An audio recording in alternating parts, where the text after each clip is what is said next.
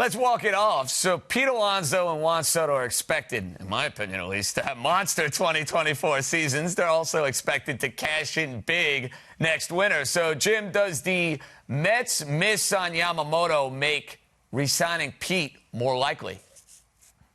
I think it does. I think it puts a little bit more pressure on the Mets to keep a player like Pete who wants to stay in New York, and he's going to produce and has produced in New York. Like, the city, it isn't for everyone. And I think Yamamoto is a classic case where you pursue all you want, and he doesn't want to come to New York for whatever reasons or not. Pete wants to be there, and it's difficult to find those type of guys out there. So, and I think also you want to be careful not running that huge payroll, which the owner Steve Cohen has talked about. Like, they don't want to be running over $300 million every year. So, if Yamamoto was signed and you had, Lindor and you had Nimmo, I think it would have been a little bit more difficult to park all of your money in Alonso. Now I think you can.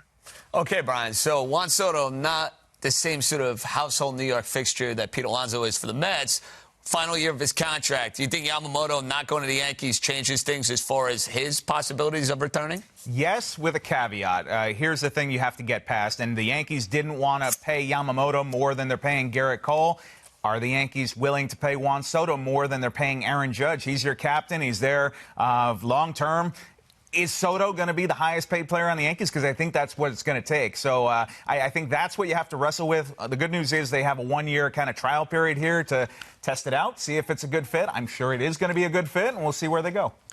Jim hit on something before that I thought was really interesting about both of these teams and both of these guys we're talking about, that the pressure now after both teams missed out on the pitcher, Yamamoto, is now ratcheted way up to keep the guys that they already have. Because if you're losing guys and you haven't added on monster guys like Yamamoto, then fans are going to get a little bit more restless. So I think it's incumbent upon the Mets and the Yankees to try as hard as they can to keep these guys, but it's going to take free agency to do it, guys. It's going to be big money.